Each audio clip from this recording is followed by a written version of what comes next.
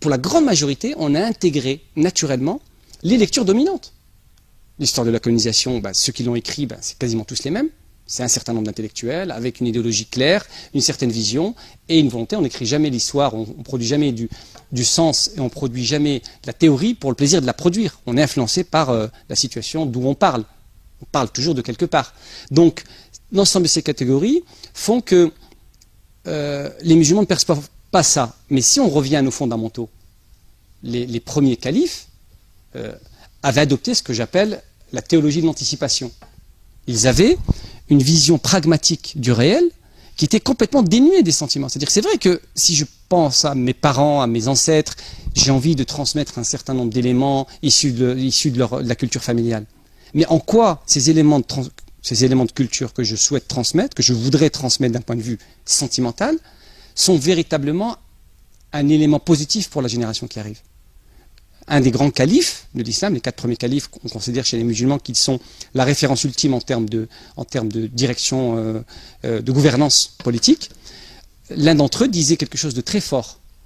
C'est un arabe, issu des grandes tribus arabes, et il s'adressait à ses contemporains, c'est-à-dire il s'adressait non seulement aux compagnons du prophète, alayhi salatu wassalam, c'est-à-dire aux compagnons qui ont vécu avec lui la révélation, donc qui avaient la même compréhension de l'islam que lui, et il s'adressait aux nouvelles générations, en leur disant, comme conseil et recommandation, donc ce n'est pas un texte théologique, mais c'est une vision pragmatique, donc c'est cette théologie de l'anticipation, il dit, n'éduquez pas vos enfants comme vous avez été éduqués, ils sont nés pour une époque qui n'est pas votre époque. Et ça, c'est la clé. Ça veut dire quoi? Ça veut dire que ces populations nouvelles qui arrivaient, c'est leurs enfants, donc, la 3e génération, donc la 2e génération après les compagnons, allaient arriver dans une société musulmane qui n'était pas la société tribale de l'époque prophétique, mais qui allait devenir un empire, qui allait absorber la Perse, qui allait absorber la Syrie qui avait 10 000 ans d'histoire, qui allait absorber l'Égypte, qui allait s'étendre jusqu'aux frontières d'Europe. Donc la génération qui allait vivre dans ce nouvel espace musulman n'était pas la génération qui a vécu à la Mecque et ensuite au maximum donc dans des frontières qui étaient liées à la péninsule arabique et qui avaient un contexte autre. En conclusion, il s'agit de substituer les terreaux culturels dans lesquels l'islam s'enracine. Donc, pour qu'ils puissent survivre. Parce qu'à mon sens, en tant que musulmans, l'essentiel pour nous, la question suprême, c'est pas tant la discrimination, la mémoire de la colonisation, les luttes qu'on nous présente comme étant les luttes essentielles pour les populations héritières de l'immigration. À mon sens, il y a un seul objectif unique, suprême et absolu, c'est comment, sauvegarder le noyau irréductible de l'islam, parce que c'est ça parce que c'est notre cœur, c'est la clé pour notre vision du monde, parce que si c'est pas ça qui est important, donc et que l'islam est secondaire, dans ce cas ça pose plus de problème. On est français tout court, on peut être laïque, athée, catholique, sans religion, donc ça pose pas de problème en soi. Aujourd'hui, d'après la question des minarets, il revient à l'islam. Donc c'est toujours la question centrale à mon sens aujourd'hui, c'est la question sur laquelle il va falloir résoudre la problématique en une seule fois.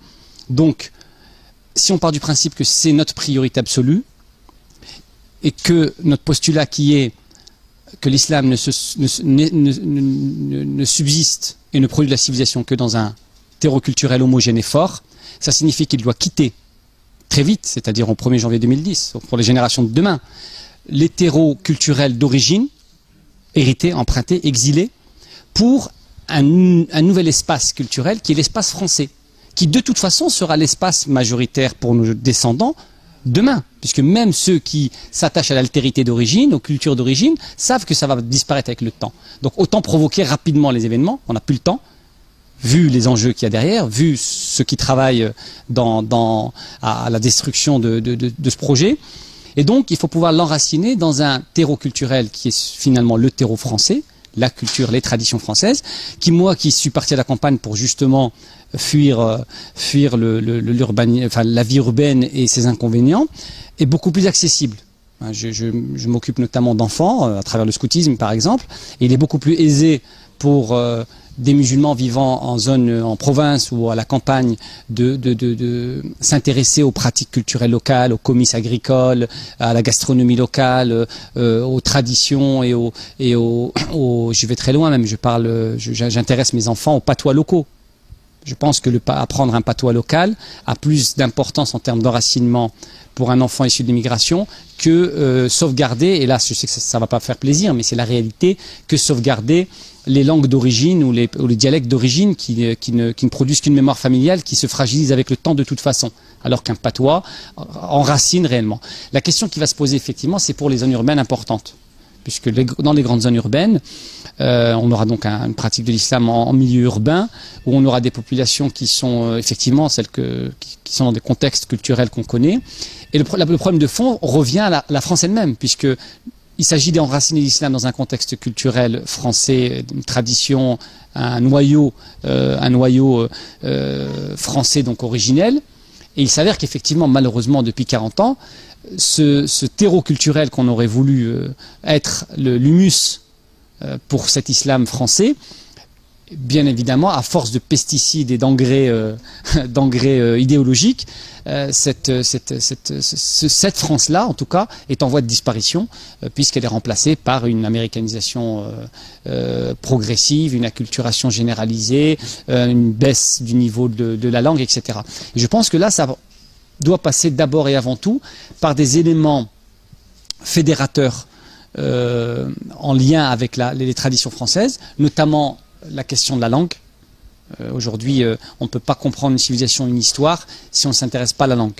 Et la question de la langue est une question fondamentale qui aujourd'hui, j'ai pas de solution clé. Ce qui est sûr, c'est que c'est avec les Français qui ont conscience de ce qu'est la France. Je veux dire, pour comprendre ce que c'est la France, c'est pas chez Besancenot que je vais aller, ou à l'UMP ou au PS, qui sont des gestionnaires de l'espace français, qui est un simple marché finalement pour eux, et je ne les ai jamais entendus parler de la France avec une démarche avec un sentiment charnel. J'ai entendu les Turcs parler de la Turquie, j'entends les Algériens parler de l'Algérie, j'entends les Afghans parler de leur pays. Je sens la fibre amoureuse, le lien intense et charnel avec la terre.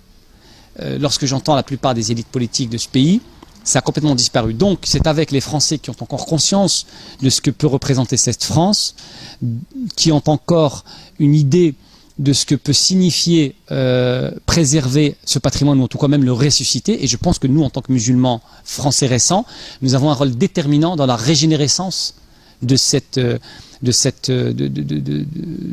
référents culturels originels qui ont toujours fait la France, qui ont subsisté. J'ai quelqu'un qui m'a renvoyé un mail en me disant la France, c'est pas que la baguette et le camembert. Bon, mais la baguette, je suis désolé, moi j'ai été dans des pays partout dans le monde, on sait très mal faire la baguette, et la baguette française, c'est le pain rond traditionnel qui est séculaire, multiséculaire, et il a été allongé pendant la campagne napoléonienne, inventé donc par les boulangers de l'armée napoléonienne, pour qu'il soit donc allongé afin que les soldats français puissent le prendre, le transporter facilement pour une raison utilitaire et pratique. Et la baguette, effectivement, représente un certain art de vivre. C'est pas la France ne se résume pas à une baguette, on est bien d'accord, mais entre la baguette et l'hamburger, évidemment, je souhaite non seulement mes enfants, je leur apprends à faire de la baguette. On va visiter les boulangers traditionnels, on découvre le pain du Morvan, la miche morvandelle, etc. Ils apprennent à apprécier ce pain, à le faire eux-mêmes, et c'est comme ça qu'on commence par l'enseignement.